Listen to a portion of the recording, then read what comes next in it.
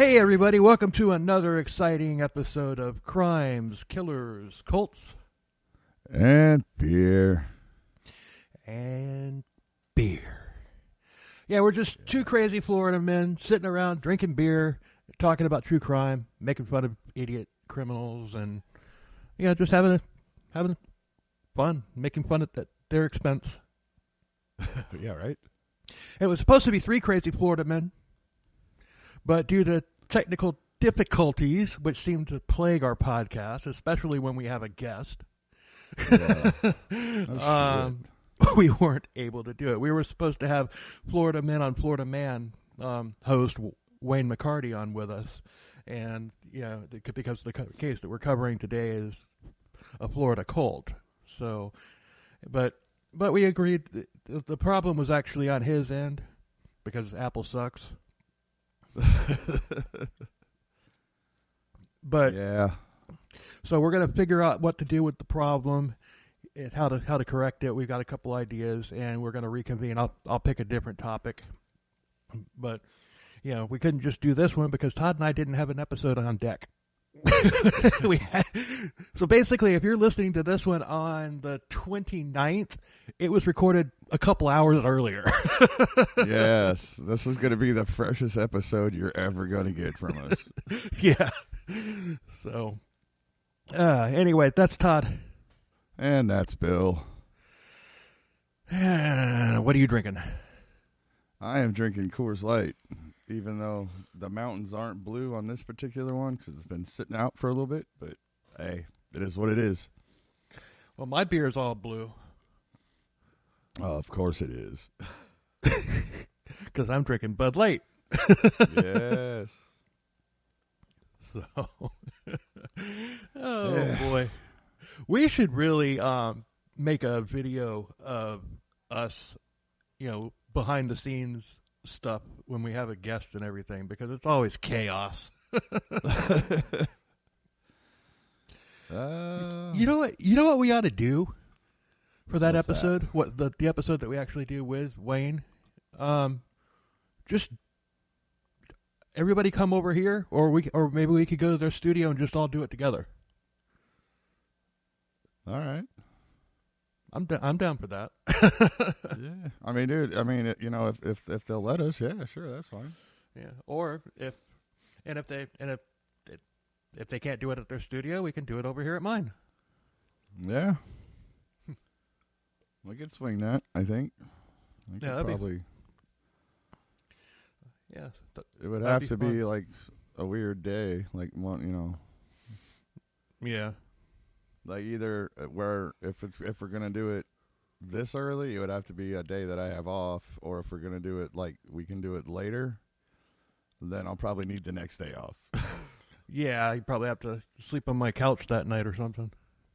Well, it depends on how much beer we drink, but yeah. So, but I am not driving back from across the state from Tampa at Lakeland. Or Lakeland, Tampa. It's Close still enough. Fucking 2 hours away from me. Yeah. Oh. But yeah, dude, I don't want to drive that far. So anyway, if I get a little too much, anyway. Little tipsy. So anyway, today we are covering Mother Anna's House of Prayer, a cult. Ah. It was a cult that operated between 1983 and 1995. And it was located in Micanopy, Florida, home of the infamous Cafe Risque off of I-75. Hell yeah. And, okay, a quick story about involving the Cafe Risque that ties into this. I mean, I tried to interview the owner of Cafe Risque. I tried to get him on the phone, but he was never there when I called, because somebody I was just wondering, like, if because Cafe Risque has been there for a very long time, and oh yeah, I was wondering, like, if the cult gave gave Cafe Risque any grief. And from what the person that I did talk to was saying, it's like, well, I don't know if that they ever gave us any grief, but he has told us about the cult. We know, we are aware of it. So it would have been cool to interview him and find out. But just to add that or little something extra. Right. But oh well, it is what it is. But there's at least you tried. Yeah, something else about there's billboards all up and down I-75, going north and south about Cafe Risque, and they have a silhouette of a naked woman dancing on a pole on them. Mm-hmm. Well, some chucklehead, probably super ultra right wing Bible Belt conservative, took it upon himself to go up and edit all of these billboards. He drew knee-length skirts on all of the silhouettes with black spray paint. Wow. What? Wow. Okay. That had to take a little while. And a lot of money. Think about how big billboards are, how much money you would have to make. That silhouette of that woman on those billboards, just the waist down to the knee, we're probably talking about 6 feet, just that one spot. Yeah. Yeah, and that took some time. Yeah, and money. Yeah, I wonder. Yeah, you think maybe his wife caught him there, and that was his penance for being caught? Probably. Like, oh God, that's funny. Yeah, we can. Some damn chucklehead. Yeah, damn chuckleheads. You gotta watch out for the friggin' chuckleheads, man. Yeah, those chuckleheads, they'll put skirts on your silhouettes. Yeah, because it's yeah. I don't even really know what to say to that. That's just yeah. And it's not like something like somebody said. It's like, okay, like somebody in like a lawmaker or whatever said that you had to do it, because that would have had to come from the state, because those billboards are in like 6 different counties. Yeah. And old Ronnie D is not going to waste his time, putting a decree on Cafe Risque's billboards. Old Ronnie D doesn't give a shit about that. He cares about more important things. Yeah. So, yeah, that it was done by an individual. So, all right. No, that's. I mean, whatever. I don't know how did he do it. I mean, how did nobody see him do this and like call the cops or call somebody? Oh, I know, because it's daytime. It's light during the daytime, and those billboards are lit up at night. Yeah, so somebody had to see him doing this shit, and nobody said nothing. They're just like, "Oh, look at that idiot! Look at that chucklehead spray painting a billboard." Yeah, that's funny. Anyway. Yeah. So, anyway, the cult was founded by Anna Young and her husband Jonah. She promoted a strict interpretation of the Pentecostal doctrine, which never ends well. Her house of prayer for all people was supposed to be a place of refuge and salvation for anyone who wanted to escape and have a fresh start in life. And also anyone who was willing to live by her brutal and tyrannical rules that changed constantly. Oh, no. Yeah, it went from being a house of prayer to a house of horror very quickly. Yeah, this is another one where I'm getting fucking Animal Farm vibes from. Oh, yeah. Oh, absolutely. Sources for this. There are a few. The early days with her backstory and everything, I got that information off of Parcast Cults podcast. Got some from Wiki, but a lot of it came from the article from the Atlanta Journal-Constitution, Mother Anna Unmasked.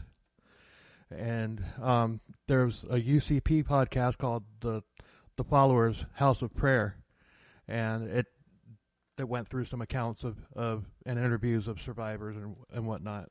So, oh, right on.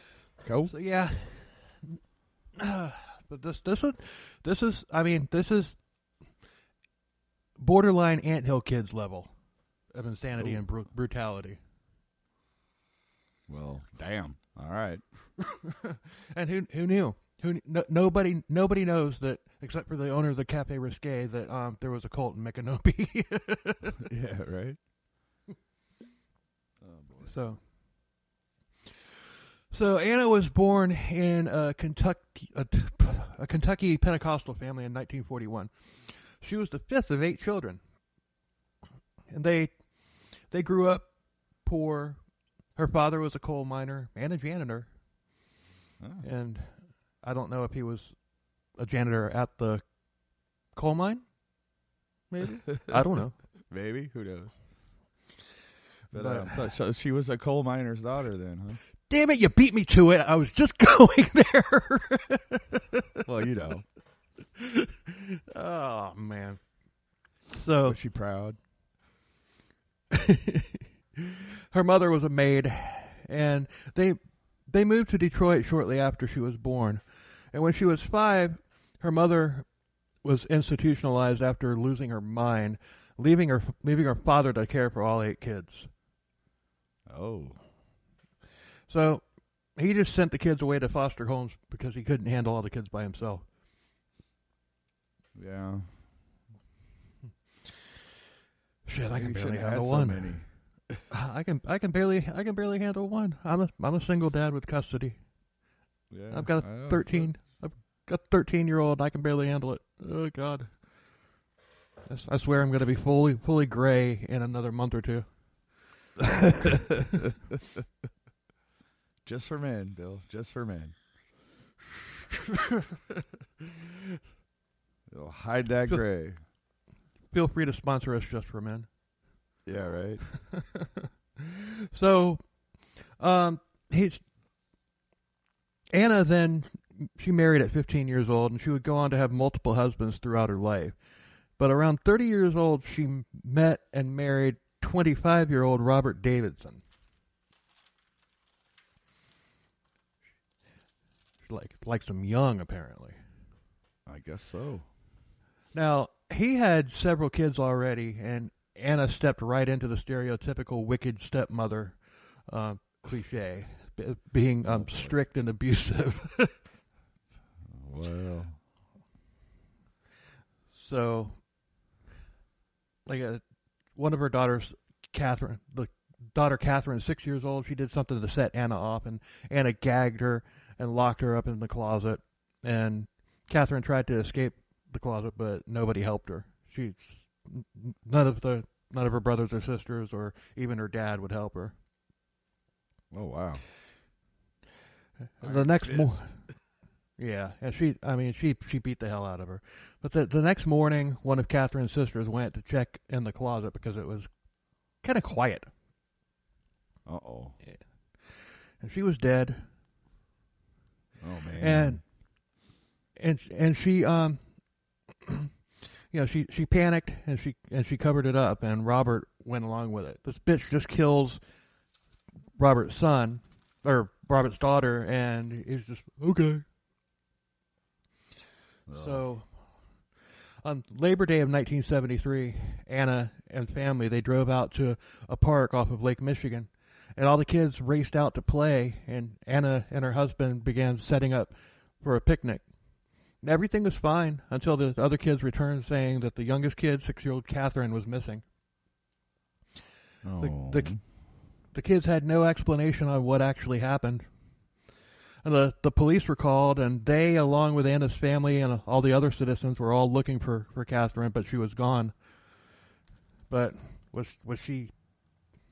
I don't think she was there. I think that was just the cover story. Yeah. Because she died in the like closet. It to me. Yeah. Yeah. Oh, I'm sure that was, yes. Oh, she was kidnapped, or she was, yeah. Or she drowned or something. Yeah, Jesus. So on the third night of the searches, Anna and her husband took a break from them and knocked back some beer with some friends. And as you do after you murder a child. Yeah. You got to drown your guilt. So Fuck. a cop saw this, and he thought it was odd that when the family was interviewed, they all told the same story. So the case was closed, and Catherine was listed as a drowning victim. Wow. So she had gotten away with murder, but she wasn't comfortable, so she dove into her religion to make her feel better. Oh. So they fled to Zebulon. Fled. Zebulon. Yeah. Oh God. Zebulon, Georgia, just south of Atlanta, near Macon. She devoted her life to religion and went Old Testament in how she lived her life. Oh.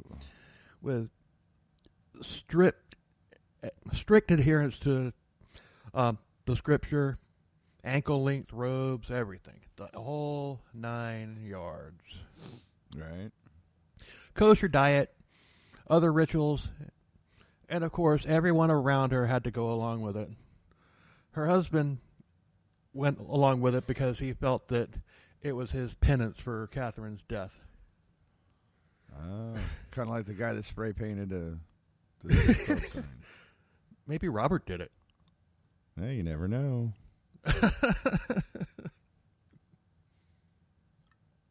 But soon after moving to Georgia, they had a daughter named Joy in 1978.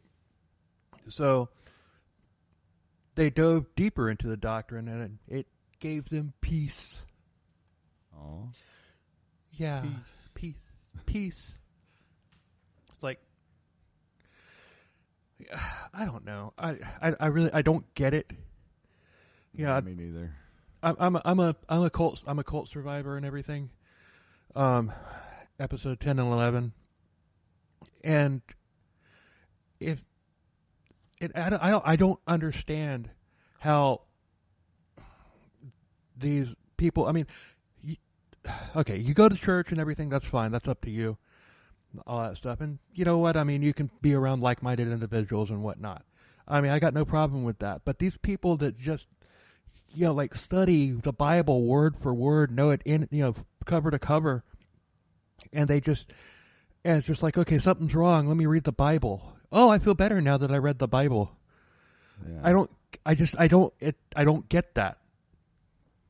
Yeah, me neither. I don't even want to get started on that. But hey, Yeah. I mean, if it helps them, then it helps them, and that's I Right, guess that's but- the important thing. But Yeah, I all don't. I'm- I don't. All I'm saying is I don't understand it. I mean, like, I mean, it's just like I love listening to my music and all that stuff, and I can say that music is, I'm not one of these people that's like, oh, this music got me through some rough times or whatever. No, the music didn't get you through the rough times. You got yourself through the rough times. The music was just the soundtrack. Yeah, exactly. But deal with it how you want to. I'm not judging at all. I'm just, I'm not being judgy at all, and I'm sure it sounded like it. But I Oh yeah. No. I mean, yeah. That's you do whatever helps you. You got to do it, and if just because Right. everybody else doesn't get it doesn't mean what you're doing is wrong or anything. right. If it helps you, it helps you. So go for it. So they met others while in Zebulon, and I'm surprised there wasn't a UFO cult there that originated there due to its name. I was just thinking that myself. Zebulon. But you said it again. I'm like, what was the name of the fucking newscaster on Futurama? Wasn't it like? I think it was Zebulon. Wasn't it Nebulon or the actor or whatever it was? Was it the actor or something like whatever the robot that was the actor or news? I forget. It's been so long since I watched that. But yeah, wasn't it Nebulon or something like that? Yeah, I think so. It's the first thing I thought of when you said that. I'm like, dude, that's like isn't that the guy from Futurama? Yeah, when you're driving down the 475 bypass in Macon, there's a street that says Zebulon Road, and Zebulon. there's an exit sign that says Zebulon Road. And I've always thought about Futurama every time I drive through there and I see that. Hell yeah. So yeah, go anyway. they met a man named QDQ. No, excuse ODQ, not Q. ODQ. ODQ. Oh, Dairy Queen. No, but yeah, that's what that's Old what he Dirty went by. Queen. I said old Dairy Queen. I know, but like ODV is old dirty bastard, so ODQ. Yeah. Old Yeah. Queen. He wasn't a queen. Anyway, here we go. So he was a fundy with 2 kids, and he forced the doctrine on them. And a fundy is basically a religious fundamentalist. It's just a pet name for it, I guess. Not quite a cult, but damn close to it. Yeah. They started talking about finding some land somewhere and starting a more organized group to create a community out of the Bible's Old Testament where everybody believed the same thing, followed the same rules, and worked together to benefit the community as a whole. Otherwise known as a what? A cult? Let's get culty. Let's get culty. It was supposed to be a place for anyone who wanted a second chance, like I said earlier. And Anna decided to call it the House of Prayer for All People. Aww. And, I'm only going to say, okay, first off, when you think of cult, when you think of cult leaders, what do you typically think of? Like a very charismatic male that wants to have sex with all the members. But it's more often a white man. Yes. We covered Dwight York. He was a black man. But that guy was just crazy, dude. It's like he was. Just listen to the episode. You'll find it. Listen to it if you want to. It was a fun episode, but yeah. Yeah. But Anna was a black woman. Oh. I think she's the only female. I mean, most female cult leaders are like, in charge of like the New Age type cults and stuff like that. Yeah. I think that Anna is the only female like religious cult leader that I've ever heard of, and she's definitely the only black woman that's ran a religious cult. So, just how odd this is. That's all. Yeah. No. It's an unusual. Yeah. Unusual. What's the word I'm looking for? Now, okay. It's an Right. unusual situation. Yeah. But we it's just like in Jonestown. I mean, Jim Jones. Yeah, he was a white man, obviously, and but the majority of the people that were in his cult were black people. The overwhelming majority of the people that were in his cult were black people. Oh. I wonder what would have happened if Anna had joined his cult. Would there have been a power struggle? Saturday night on the main event, another cult leader cage match. You've never seen anything like this. An intergender grudge match between 2 unstoppable forces. We have the undisputed champion, Jim Jones of the People's Temple, whose following is mainly African-American people. We have the female upstart, Mother Anna Young, an African-American cult leader. Jim Jones wants her in his cult. Mother Anna wants to take over his. Who will win? Will there be a victor, or will both of these pieces of shit end up dead? Find out Saturday night. Don't miss it! Thank you, Flaccid Jizzless, for providing the tambourine percussion on that ad. Yes. Love you, Flaccid. Wait. Yeah, that's no. I mean, yes, we do, but no.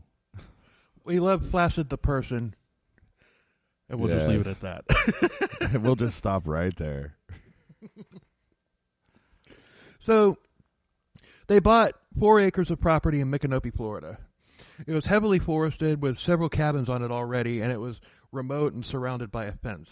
And it was, so that means that it was isolated. Yes, because that's what something do. you need. Yes. Anna quickly became the ringleader, adopting the moniker of Mother Anna. She changed her last name to Young, and she doled out new biblical names to everyone. Her husband became Jonah Young, and ODQ became Elder Adam, and the kids got new names too. And all of this is okay. We've got isolation, check. We've got erasing their identities, check. Women had to wear floor-length dresses and headscarves, and men had to grow their beards long and wear long-sleeve button-up shirts and long pants. That sounds like old R.G. Stair there. Yeah, it does. I think we're and they were expected to work all day in the hot Florida sun, dressed like that. But at least R.G. Stair's cult followers got cooler weather a couple months earlier in South Carolina. Yeah. But it still gets just as hot in South Carolina as it does in Florida. It just doesn't last as long in South Carolina. But yeah, right. So, and of course they all had to eat kosher diets. Regulating their diet, check. Oh yeah, check. Yeah. And of course Anna claimed to speak directly to God, check. Yeah. Yep, we're ticking all the boxes here. Every single one of them. The small haven't missed group, one yet. Nope. The small, I think there is one that she does miss, but we'll get there. The small group completely bought in, and they went 10 miles north to Gainesville to recruit. And what's in Gainesville? College town. University of Florida. Yes. Go Gators. That's what I said. It's a college town. That's where you go to recruit people. Yep. So, but they look to find the bottom of the barrel people, like the homeless, the sick, and etc. She promised them prosperity in this life, and riches in the next. Yeah, these people. As they often do. Yep. Promise of a better life, check. Yep. So these people were down on their luck, and they were eager for a change, so they followed her. And she also promised housing, which, of course, would only be possible if they turned over any possessions and earnings to her, taking all your money. Check. Yeah, It was God's will, and they all had a pattern here. Yeah, it was God's will, and they all had to pull together. And so, but this made it impossible for them to leave. You want to say it? Check. Ribbit.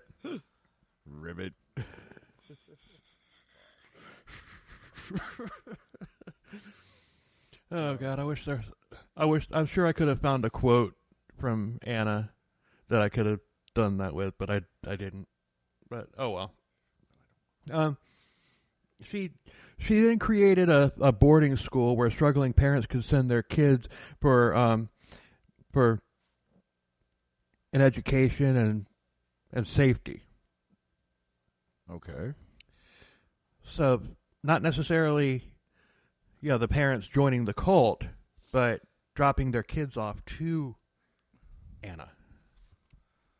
Oh. Hey. Dude, why do you always do this to me? You know how I feel about the whole fucking... I mean, even though it's probably not like that. But, dude, you just don't... I mean, fuck. It's kids, man. Leave the goddamn kids alone. Yeah, leave the kids alone. I mean, dude, if you're a grown adult person and you buy into this crap, then that's on you. But don't get your damn kids involved in it. Fuck, dude. Anyway, whatever. But parents came with the kids to the commune. Some of them did, while others just dropped their kids off. And she was trustworthy, and she was also manipulative and a very good bullshit artist. Check. Check. Fuck. So everyone had chores to keep it running, but they had to pray together 3 times a day. Okay. Forced prayer. Check. So, but all of this stuff is just to strip your mind down to nothing, Oh yeah. So Classic brainwashing techniques. yeah, that's what I meant. I know. But Leah Jackson and 2-year-old Katonia and 6-year-old John were among the first recruits to join. As kids, and Leo was struggling, and Anna appeared as an angel. Oh! But Leah was religious, and she believed that she had been sent to Anna by God.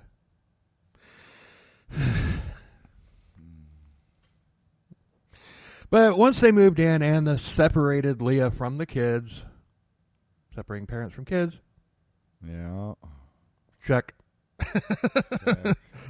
I'm getting tired of saying check. We're just gonna go ahead and assume that she has ticked all of the boxes.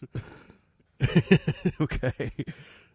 So this was a common Because, occurrence. I mean, that's obviously where it's headed. She's obviously going to tick all the boxes, so we might as well just. All but one, I think. No. Oh, okay.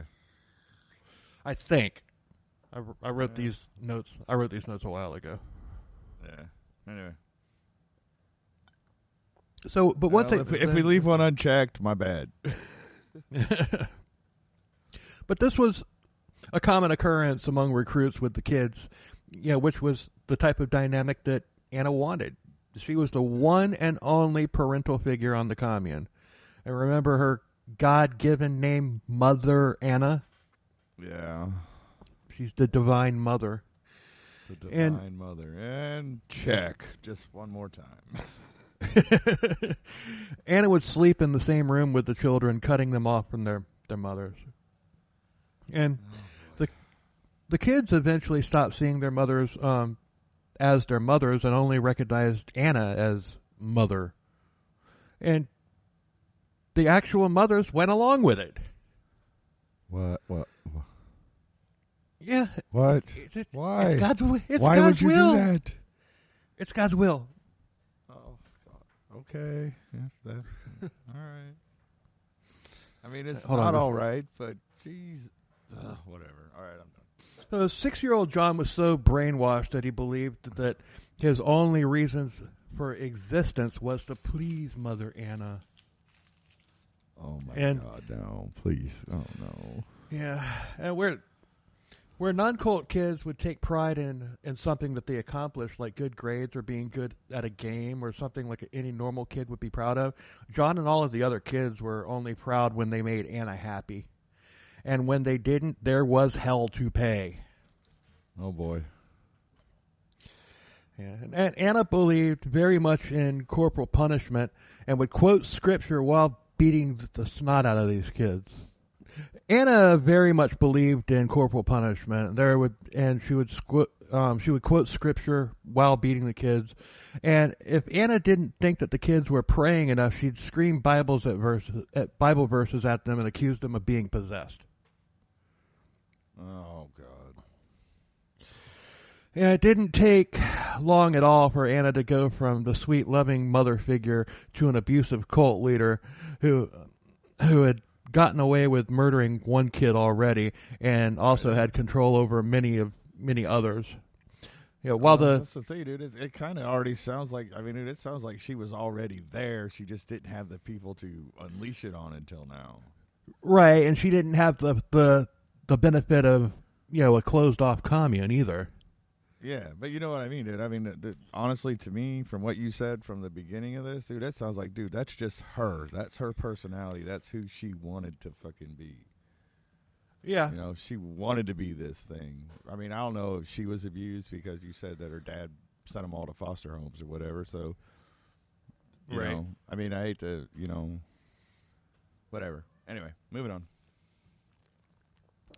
I kind of think that her dad was just in over his head and didn't know what I to mean, do. I'm not saying her dad abused her, but like Right. when she was sent to a foster home, maybe she Oh, got that's abused true. there. That's true. what I meant. I don't think I'm not saying her dad did. Yeah, I agree with you. Her dad was just overwhelmed, and like I have no way to work and take care of 8 children. I can't keep a house. I can't keep a roof over their heads and keep them fed because I have to be here and I can't work and blah. The whole catch-22 situation. Right. But anyway, yeah, like I said, I mean, I don't know because it didn't mention anything about that part of her life. But if maybe she was abused in the foster home and that led her down this path. Whatever it Could be. I mean, who knows? it comes from speculating. somewhere. It comes from somewhere. You don't just wake up one day and say, "Hey, guess what? I think I'm gonna I better kill a abuse- kid." kill a kid or whatever." Yeah. Oh, I know. Yeah. So I mean, that part of her was probably always there. I would say. Yeah, probably. But anyway, who But knows? Anyway. Yeah, but she had the control of all of these kids while the kids' actual parents were either kept away or weren't even there in the first place. And then I can't believe that. That still baffles me. But anyway. blood was in the water and Anna was a hungry shark. And Anna and Robert decided that it was time to purge sin, and we're not talking about prayer. Uh-oh. No. So speaking in tongues and faith healing quickly became a talking point. If you were sick, you were possessed. And the demon had to be beaten out of you. And of course. Also, she would decide who was truly speaking in tongues and who was faking. And the fakers would be punished. And she had the final say. They're all faking. Nobody gets possessed by an entity and makes them speak in a different language. Yeah.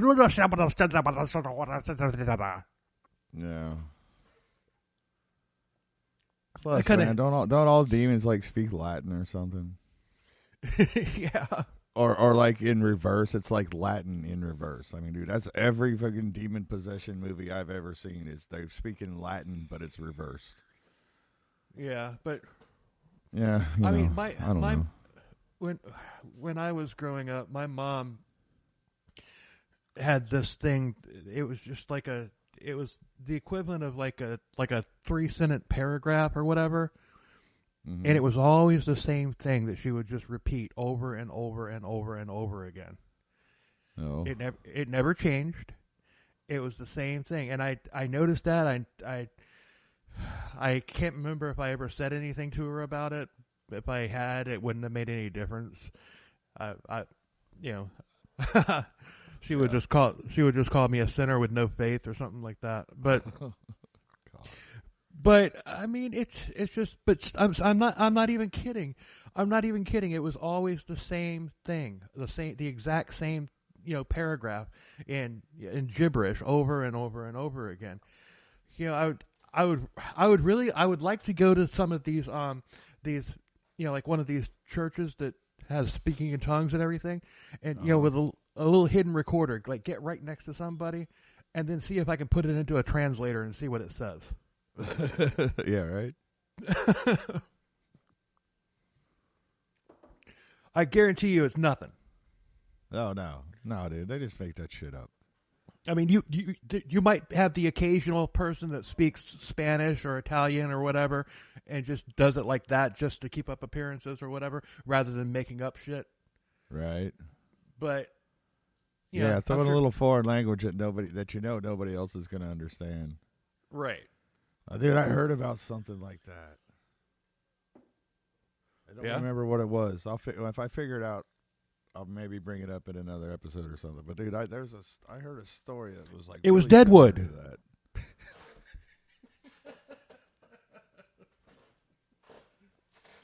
Anyway, you didn't hear what I said. I said it was Deadwood.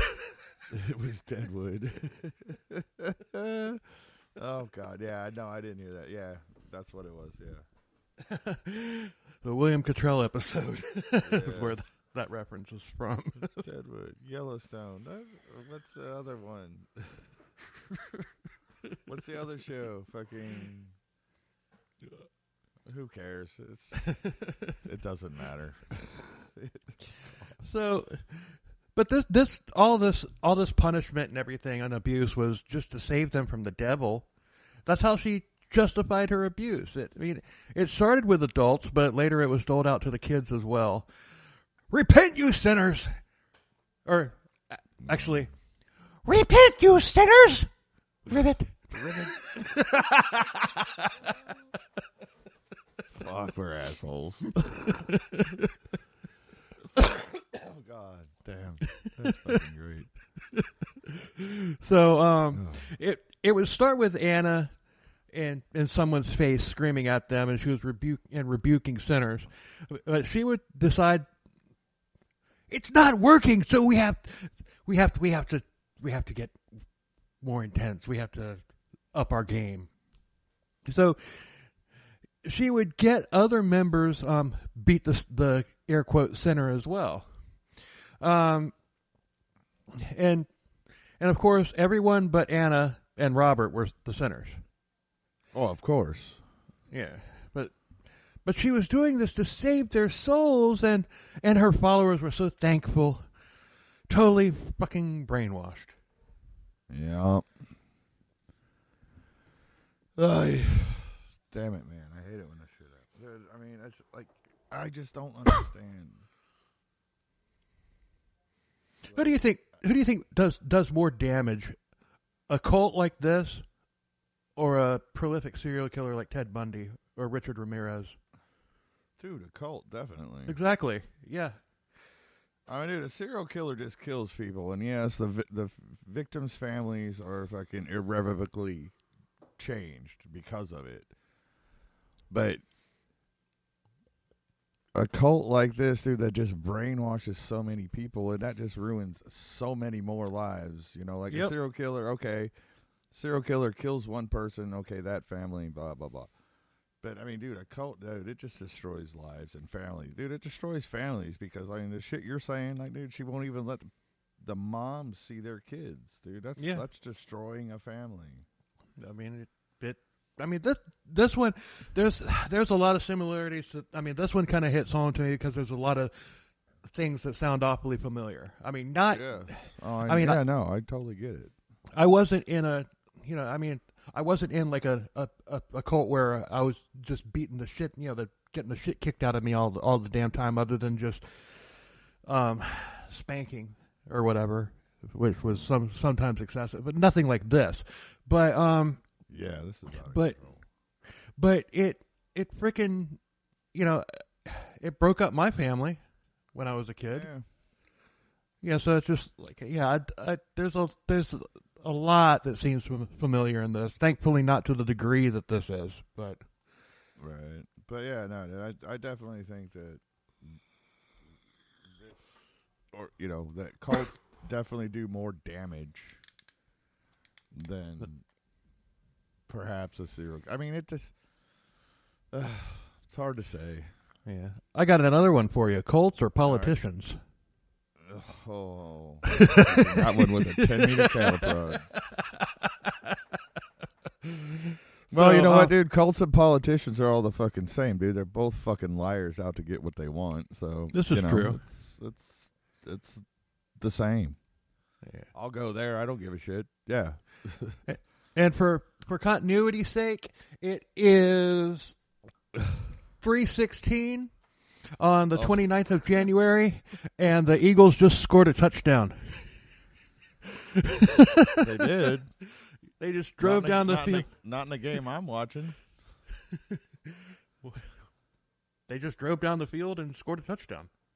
No, he hadn't scored yet. He just got the ball at like the 5-yard line. Oh, I must be a couple minutes ahead of you. Yeah, I guess so. Okay, no more spoilers. Sorry. No, it's fine, dude, because I really don't care. I just have it on to have something to fucking look at every now and then. So I can watch it. Maybe we could have something to talk about. But yeah, well, dude, I'm watching. I got Hulu, so I'm watching it on Hulu, dude. So Hulu's probably like 5 minutes behind or whatever.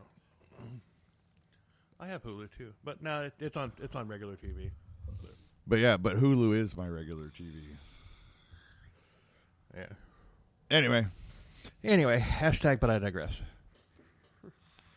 So Anna's daughter Joy said that they were willing to take the abuse because they saw Anna as God. what? Yeah. Oh. But even after all of this punishment on every single member, Anna would always dream up more.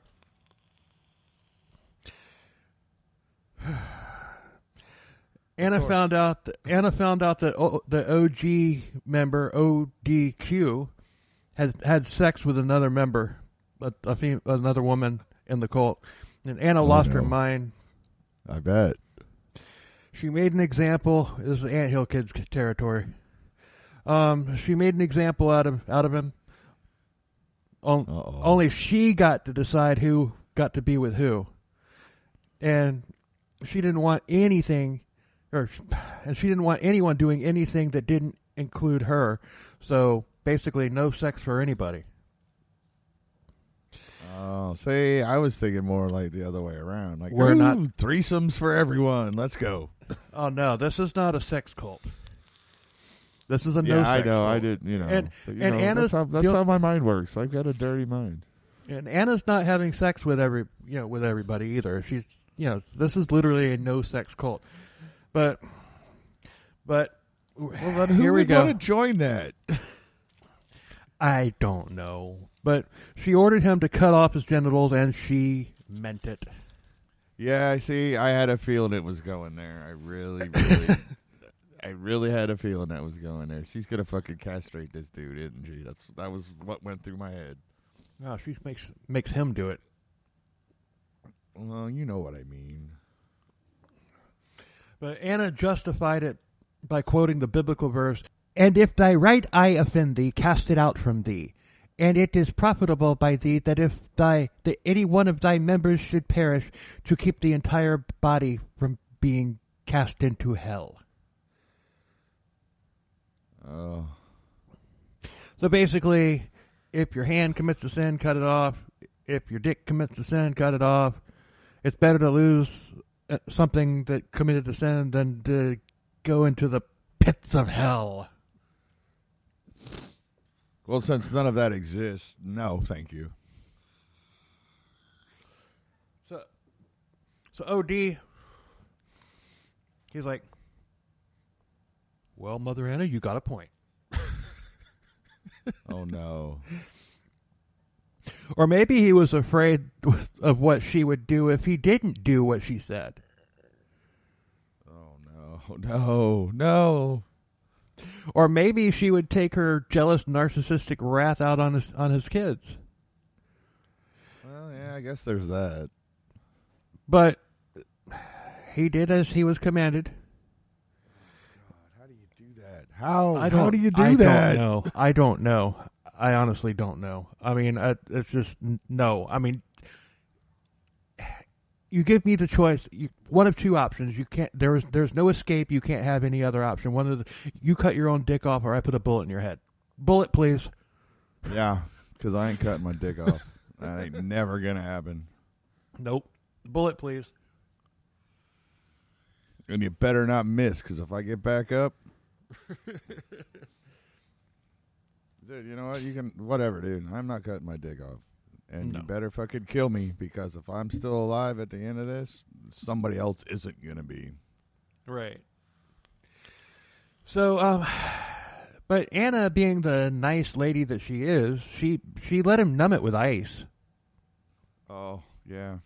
So we're all good. Yeah, it's fine. Oh, it'll be fine. Yeah. You won't feel a thing. How in the hell can you not bleed out by doing that? I mean, this is total Anthill Kids level shit right here. Yeah. Dude, I mean, fuck, I don't know.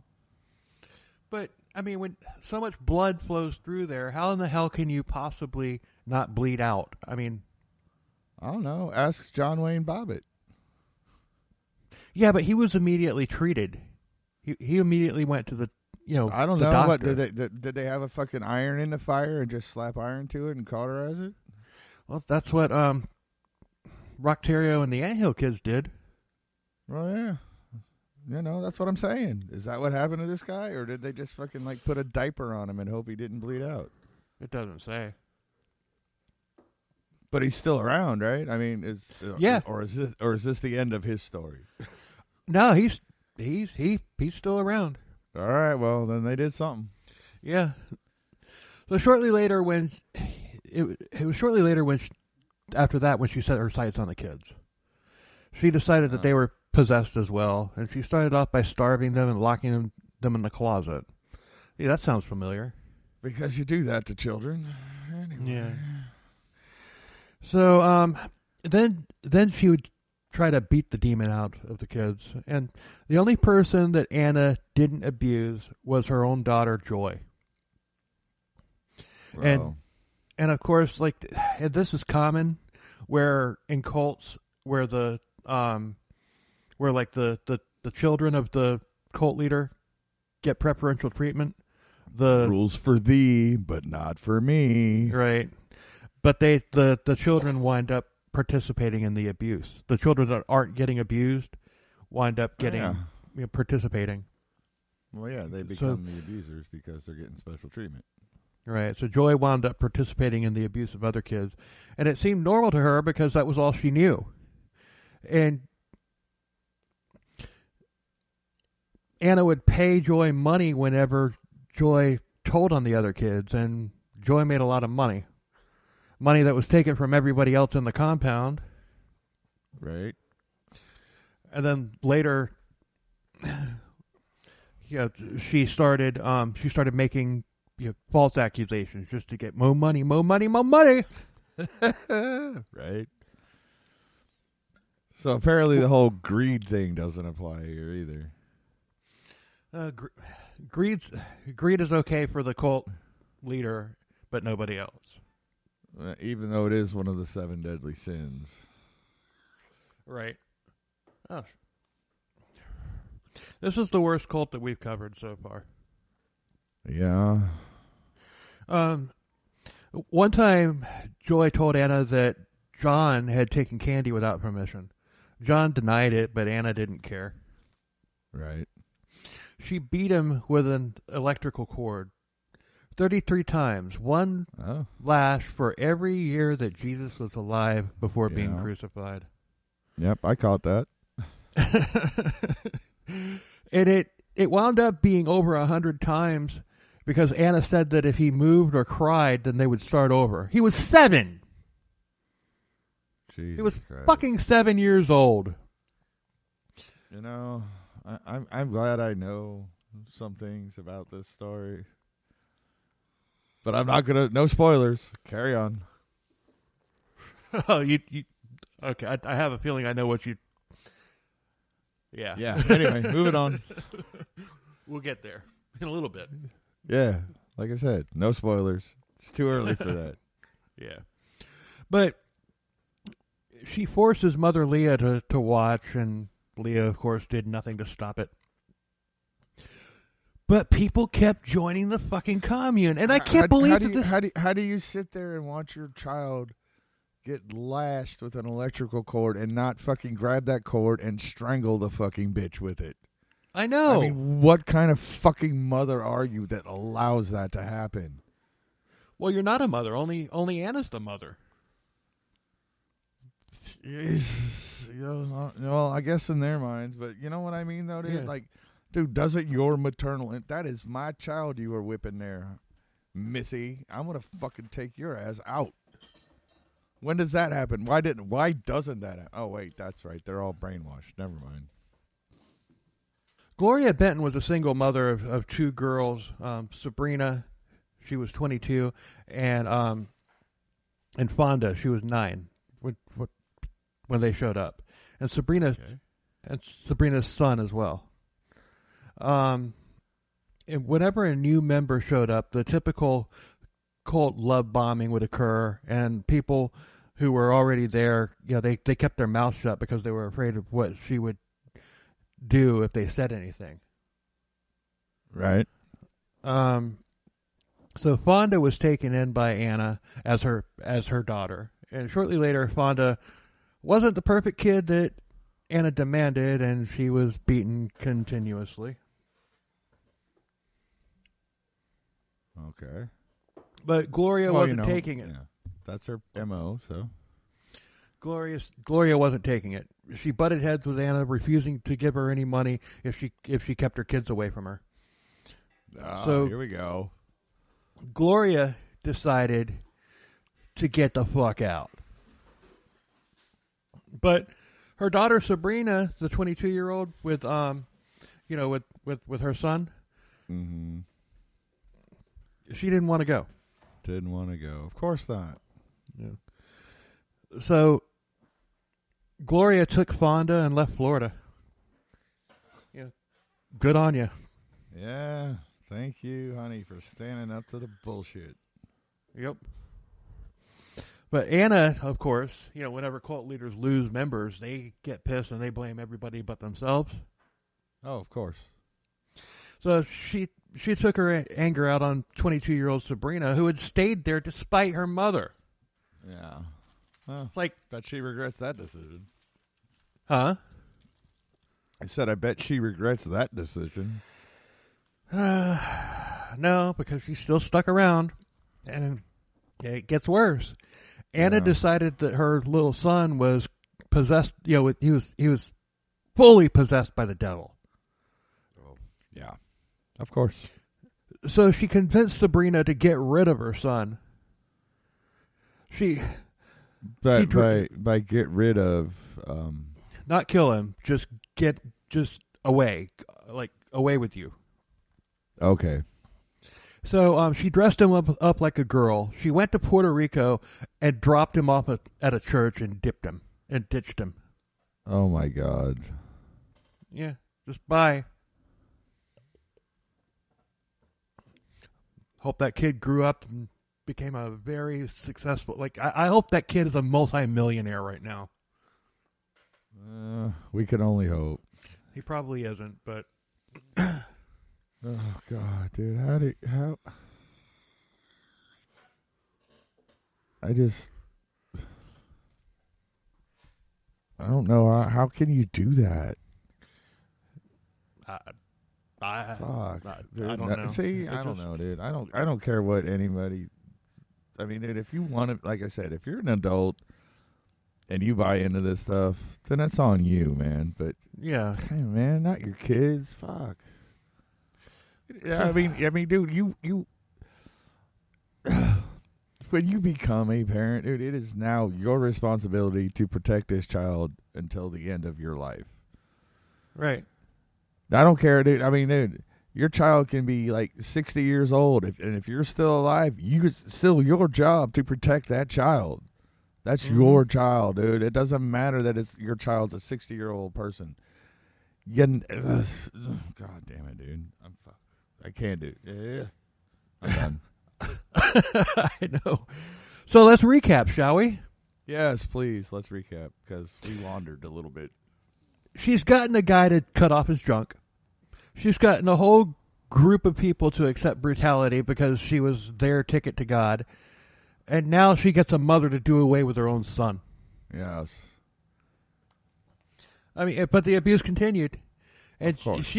she would make the members surround a, quote, sinner while she was beating the person. And she required that the others chant, the blood of Jesus, and God, that rings familiar. Right. Over and over and over and over again. I mean, and Anna also loves starving people, locking them in closets for days at a time and depriving them of water. One child, Katona Jackson, she got lots of special attention from Anna, and she was prone to seizures, and she was on medication for them. Oh. And Anna, being a proponent of faith healing, deprived her of the seizure medicine. But the seizures, of course, continued, and Anna took the seizures as obvious demon possession. Obvious, yes, of course. Yeah, here we go. So she would beat Katona and have the other cultists beat her as well. You know, pray for deliverance, and of course, lock her in a closet. And she would scream all night long, which made Anna even angrier. One night, the screaming just stopped. Next morning, Anna went to check on her, and she was lifeless. And finally, Anna took her to the hospital where Katona was pronounced dead, and she had died of seizure-related issues, but she was also covered with bruises. And the doctors reported this, so they did their due diligence and everything. Katona's mother Leah found out that her daughter was dead after Anna got back from the hospital, and she didn't even know that there was anything wrong. Really? Yeah, that's how disconnected she was from her own kid by this cunt. Ugh, God damn, dude. Fuck my life. So the police then investigated, but their suspect was Leah, Katona's own mother, and she was arrested, but then later released. I mean, she was arrested, and Anna's just sitting back there in the commune, talking about, well, that's what happens. She was evil. She blah blah blah. Yeah, probably blaming the whole thing on Leah. Yeah, no shit. Fuck, dude. Oh my God, dude, this one's gonna get me fucking fired up. Like really fucking riled, dude. Like fuck. Ugh, God damn. Yeah, this is the worst cult that we've covered so far. Well, and we'll do the Anthill Kids at some point. Eventually. And the Anthill Kids is worse. Dude, I don't know. Dude, can it get any worse than this? Yes. It gets a lot worse. I don't know, dude.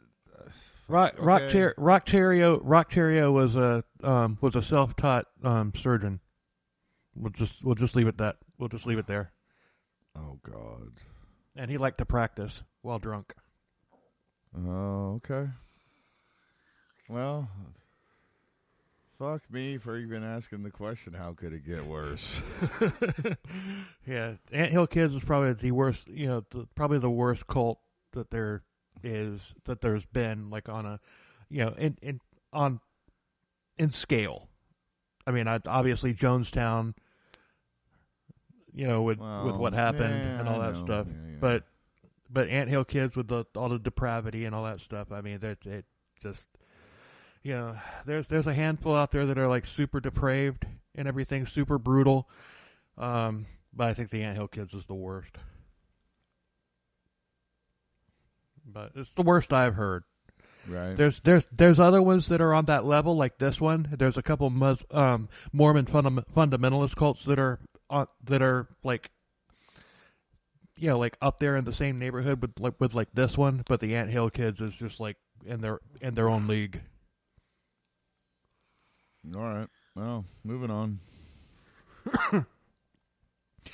So, her brother John, she loved Anna, or John.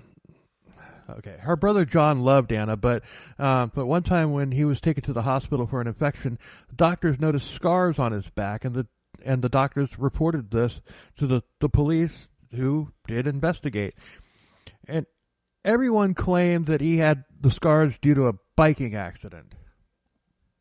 Of course they did. No, the police didn't buy it, and like when you have a biking accident, you're not going to land on your back. You're going forward most of the time. Well, usually, yeah. I mean, dude, unless you're smart and tuck and roll, which is like the thing to do. Yeah, but it's kind of hard to do that, especially for a kid. Yeah, but yeah, dude, yeah, kid's not gonna tuck and roll. Kid's gonna go fucking ass first or face first over the handlebars and just knock some teeth out and get some fucking road rash. But yeah, you're not gonna get scars on your back from a bicycle accident. I mean, fuck. So the police, like I said, they didn't buy it, and they came to the compound to investigate. But John was nowhere to be found. And the truth was he was hiding in a secret compartment that Anna had made just for this purpose, hiding kids if the police showed up. Check. Yep. so the so the police. Oh, guess he's not here. Have a nice day, y'all. Take care, y'all. Thank you for your hospitality. Freaking Micanopy police. I got a feeling it would have been different if it had been Gainesville. You know? You never know, dude. You can't make that call. You don't know. You know what I mean? I mean, yeah, you could have that feeling, but well, Gainesville's been, but dude, you never know, dude. I mean, the thing with cults is, dude, once they claim like religion status or whatever, once that happens, dude, it's hard for cops to fucking do shit. True. You know, because they are protected under separation of church and state, which is like really weird. I don't even get how that fucking happens, but it does. Yeah. You know, because separation of church and state was supposed to be something completely different, but the cults use it as like, dude, religion, church, separation, state, you can't do shit to me. Exactly. And they try to fucking do that shit, you know. And some churches do it too, but without the cult stuff. Oh yeah, you know, they just do it for tax evasion purposes, but yeah. Right. But rather than realize that that she had dodged a bullet and changed her ways, she got even worse. Oh no. In 1986, Eamon Harper, a baby to a 16-year-old girl who couldn't care for him. Yeah, the girl put the baby up with a woman named Carol, and Carol had heard about the cult, and she decided that she wanted to join. She heard about she heard the PR report about the cult. You know, yeah. Oh, it's all great and all that stuff. So she moved Eamon and herself to Micanopy, where Anna welcomed them the way a wolf would welcome a rabbit. Hey there, little Red Riding Hood. So she took Eamon and she named him Moses and claimed him for herself. Oh, God. And what does Moses mean? To draw from the water. Yeah. And please tell me y'all have seen the Ten Commandments, because if you haven't seen that movie, dude, that is a must watch. I don't care that it's fucking over 100 years old. You have to watch it. I've seen it. It's a good movie. And it's not 100 years old. I think it came out in the 50s, but still, you have to fucking watch it. I don't like this story. Yeah. You know what? I don't really like it either. Can we stop? Can we stop and just say, hey, sorry, there's no episode this week? We gotta power through. All right, well, hurry up, dude, because we're an hour and a half, man. Okay.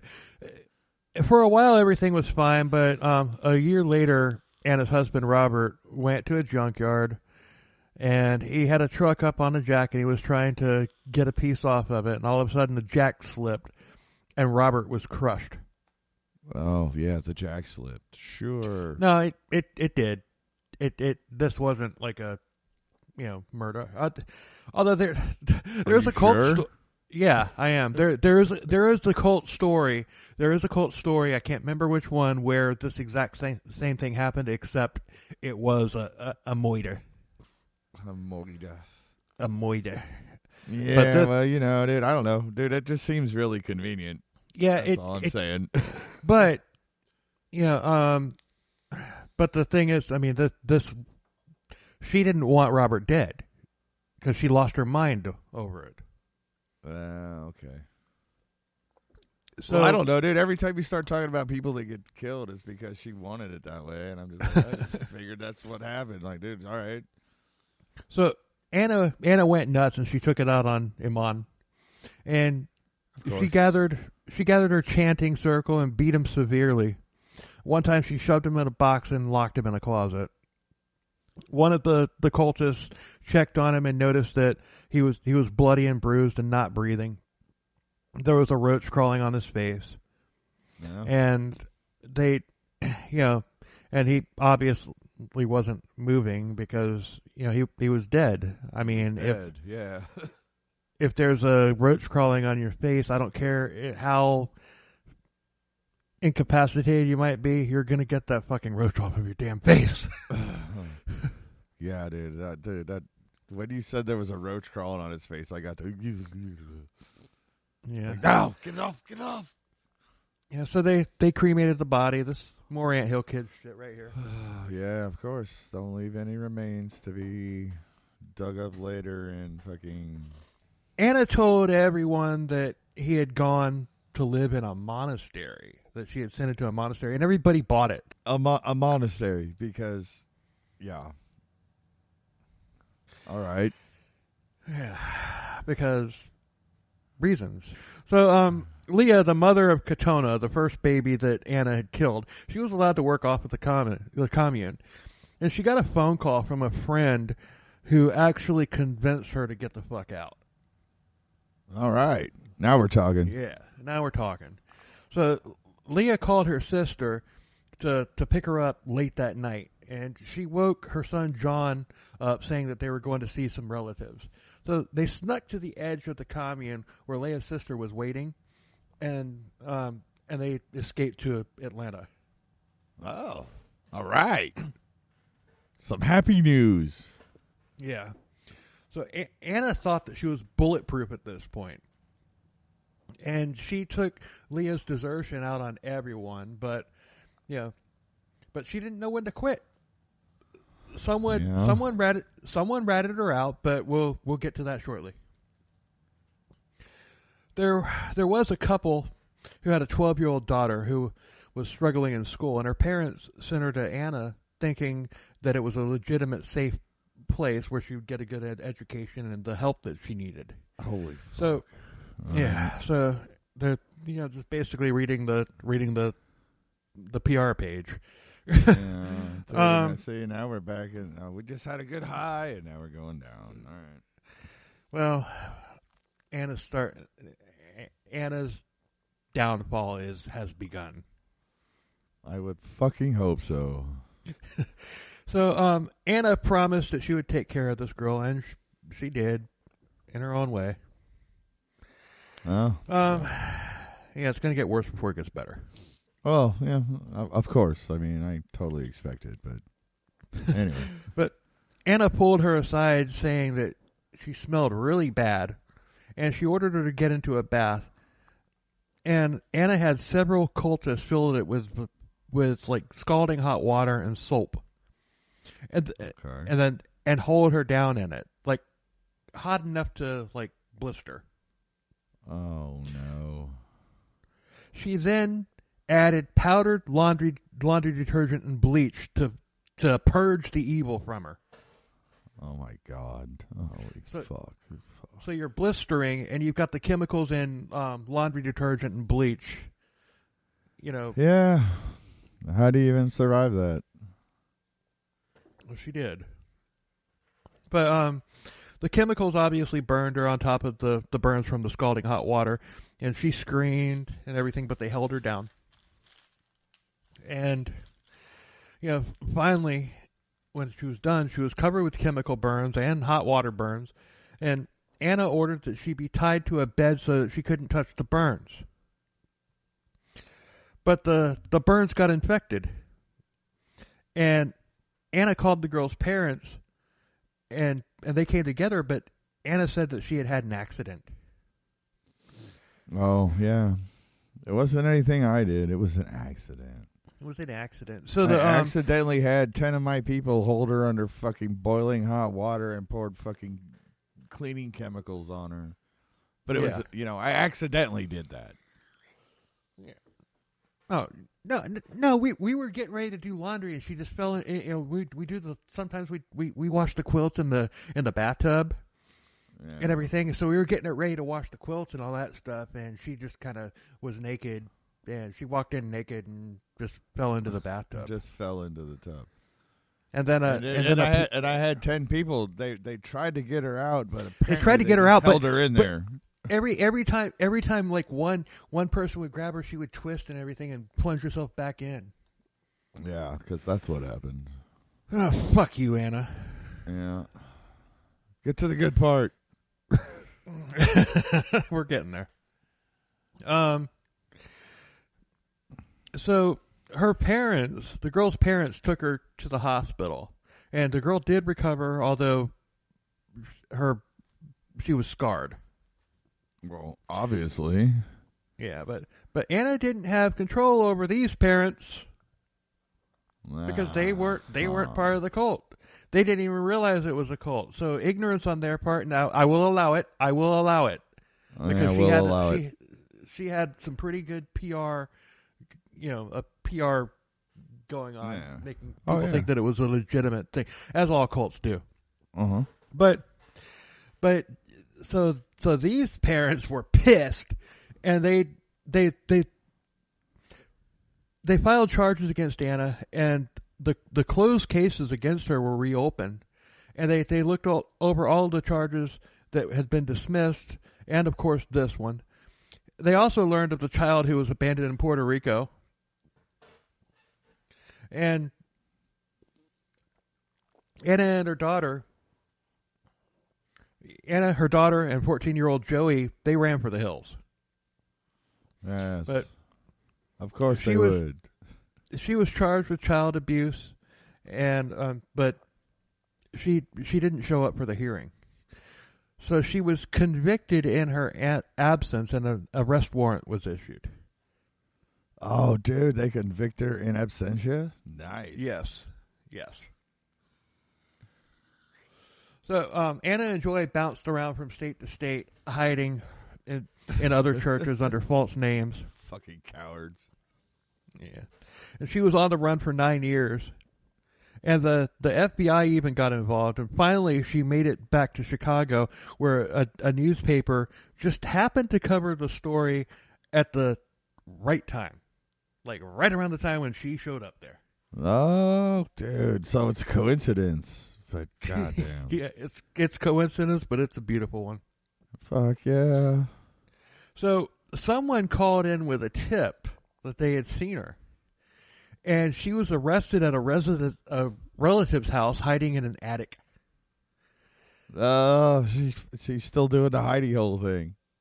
Yeah, this is 9 years later, though. I mean, it's crazy. But she had already been convicted, so she was sent straight to prison. Good. But she only fucking good. She only served 6 months and was released in 2001. The fuck? I don't know.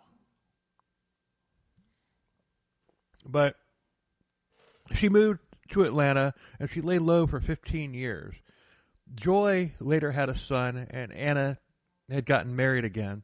But in 2017, Joy had an argument with her now 15-year-old son. So he ran off to Grandma's house, hoping for Grandma to make it all better. And she did. She took the boy in. And Joy got pissed off at Anna for undermining her parenting and confronted her. Oh, boy. It became a screaming match, and Anna grabbed a lamp like she was going to hit Joy. And Joy fired back, asking her how she had the audacity to tell her about raising kids when she herself had killed 2 kids. Ooh. Claws are flying. Sucky, it's getting good now. Yeah. So, actually it's 3 because she doesn't know about Catherine. Yeah. So Anna called Joy a liar and kicked her out of the house. And Joy called the police and confessed to everything that went down in the cult. Abuse, torture, she took a murder. fucking bullet for it. Love it. Yes.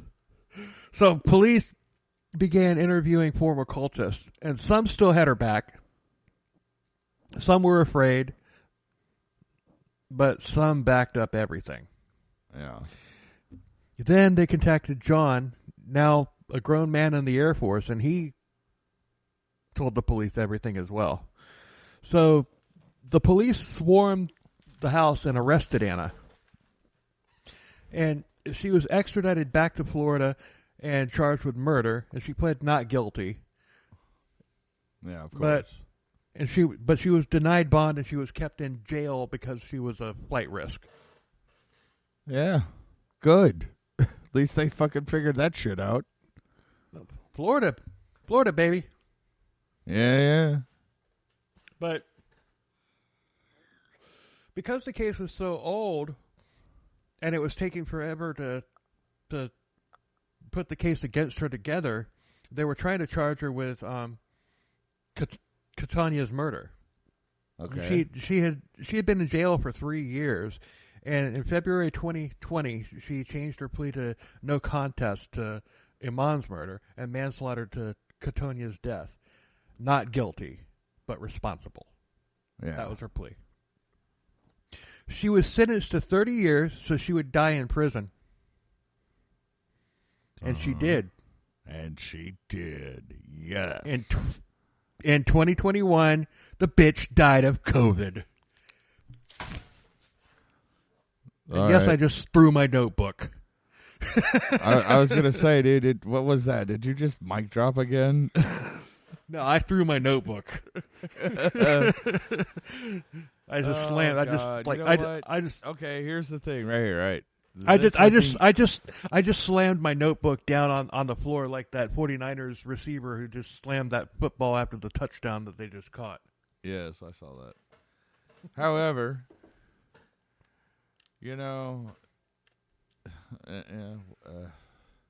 whatever. At least this fucking cunt is dead. That's all I have to say. Yeah, and you know what? She got what COVID she don't give a fucking fuck. deserved. And yeah, dude, who cares if it was COVID or whatever? Yeah. You know, dude, at least this fucking evil fucking twatopotamus is dead. Oh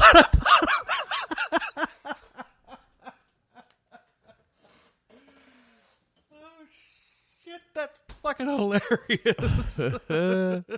Yeah, that's going on a reel. That'll be a reel soon. Anyway. Oh god. Man. That was a fucking rough one, man. It was, dude, but we got it done in under 2 hours, so we're good. Damn. That's surprising. It's only an hour. We're an hour and 45, going to 46 right now. But yeah. All right. Thanks a hell of a lot for listening. Sorry that we didn't have Wayne from Florida Man on Florida Man on this episode, but as promised. But you know, we'll reconvene, and it was probably for the better. Yeah. But anyway, but we appreciate you listening to every one us of you. doing we love you so this much. crap. Yes. And follow us on social. Our Twitter and Instagram is ckc_beer. And we're going to start getting more active on the Instagram page as well. And Yes. we're active on the Twitter page a lot. Facebook, we have a Facebook page, but our website that you probably found this podcast on has links to all of our social. And we're going to have merch on it. It's also got my original music, and I've got a new song up. First one I've written in a while. It's a cover of the Pet Shop Boys' Weston Girls. Okay, so you didn't write it though, but it's the first. You know what I mean? Well, It's a cover song. You don't write cover songs. It's a cover song. I pay royalties on it. Yeah, but you don't write. But you didn't write it. You learned a song and you played it. It's my first recording. That's what I meant. It's the first song that I've... did I say it's the first song I've written? Did I say that? Yes. Oh, okay. Okay, my bad. First song I've recorded in a while. There you go. I've heard it. I actually heard like a rough mix of it. It's good. Yeah, I'm happy with it. Appreciate it. I'm thinking about doing a version of it myself, and we'll have a little email competition. No, we'll put your version and my version up. You can upload yours on SoundCloud, and we'll put them up against each other on Twitter and everything. Yeah. Find out who's Team Todd and who's Team Bill. Yeah, we'll see who the toddlers are and who Team Bill is. Who's gonna sing yours? I am, dude. Ooh. Oh, okay. What, you think I can't sing? Yes. I can sing. All right. right, challenge accepted. You're done, boy. So shit. Here we go. Anyway. Once again, thanks for listening, and until next week. Later. Cheers, everybody.